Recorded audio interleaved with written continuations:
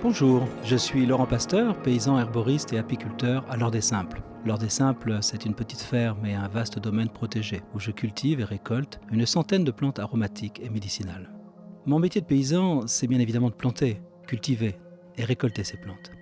C'est aussi de les manipuler avec soin et de les sécher avec attention. Tout est trié à la main, émondé feuille à feuille, afin de ne garder que celles qui sont parfaites, entières, saines et exemptes de toute meurtrissure. Pour certaines plantes, on récolte les feuilles, d'autres les fleurs, les fruits, les bourgeons, et pour d'autres, tout est dans la racine. Le plus souvent, les plantes sont séchées et consommées en infusion ou en décoction.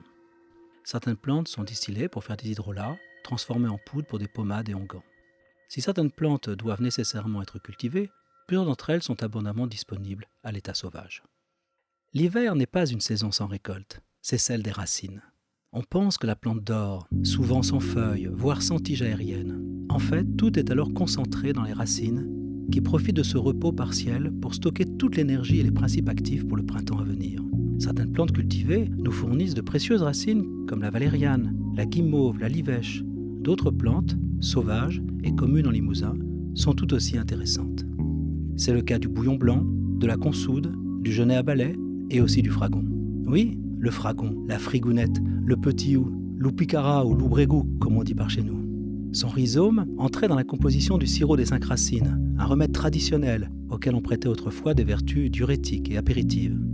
C'est surtout un tonique veineux, avéré, qui peut être utilisé en décoction ou en pommade.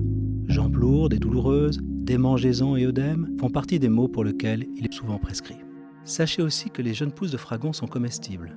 Cueillies en mars, avril, elles perdent leur amertume après une brève ébullition et se mangent comme des asperges. Asperges dont le fragon est un proche cousin. Bon appétit et à très bientôt.